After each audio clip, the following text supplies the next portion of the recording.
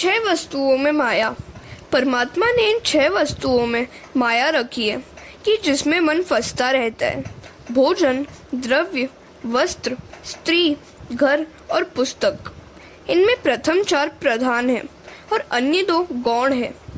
इसमें स्त्री की निंदा नहीं है, काम सुख की निंदा है। ईश्वर की माया विचित्र है।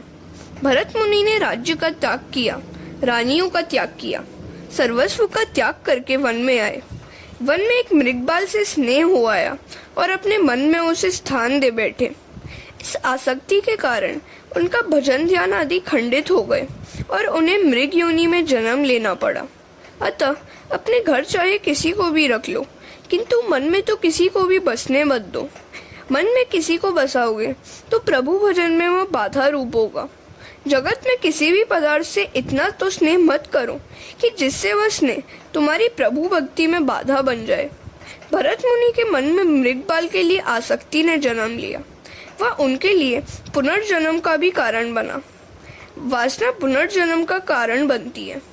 मन में अन्य किसी भी वस्तु के प्रवेश होने पर मनमोहन वहां से भाग निकलते हैं। श्री राम कृष्ण परमहंस कहते थे कि संसार में नौका की भांति रहना चाहिए। पानी पर रहने से नौका तैरती रहेगी, किंतु यदि नौका में पानी आ जाए तो वह डूब जाएगी। इसी प्रकार संसार में तुम रहो, किंतु उसे अपने में रहने मत दो, अर्थात निर्लेप भाव से संसार में रहो। शरीर नौका है, संसार समुद्र है और विषय जल है। विषयों का चिंतन करते रहने से आत्मशक्ति नष्ट होती है। ममता बंधन करता है। मन के मरने पर ही मुक्ति प्राप्त होती है।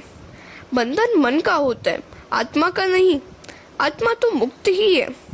गृह त्याग की आवश्यकता नहीं है। गृह में सावधान होकर रहना है।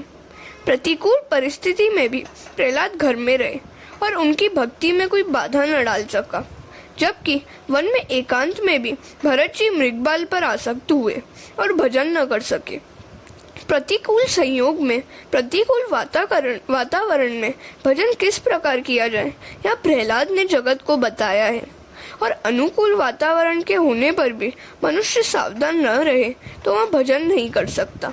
ऐसा हम भरत के दृष्टांत से समझ सकते हैं। घर में समाहित वस्तुएं भजन में बाधा रूप नहीं है, किंतु मन में बसी हुई वस्तुएं बाधा रूप है। गृह त्यागी महात्माओं को माया किस प्रकार सताती है वह यह कथा बताती है। भरत जी ने सोचा कि एकांत में बैठकर मैं ईश्वर की आराधना करूंगा। वे नेपाल में गंडकी नदी के किनारे आए। वहां वे आदित्य नारायण भगवान की आराधना करने लगे। ईश्वर के सिवा अन्य किसी का भी संग भजन में विक्षेप करेगा। जिसे तप करना है वह अकेला ही तप करे। सदा यही सोचो कि मैं अकेला नहीं हूँ, मेरे भगवान भी मेरे साथ है। ईश्वर के सिवा अन्य का संग रखोगे तो दुखी होगे। भरत जी अकेले ही तप करने गए थे। गंडकी का दूसरा नाम है शालिग्रामी। हरे कृष्ण।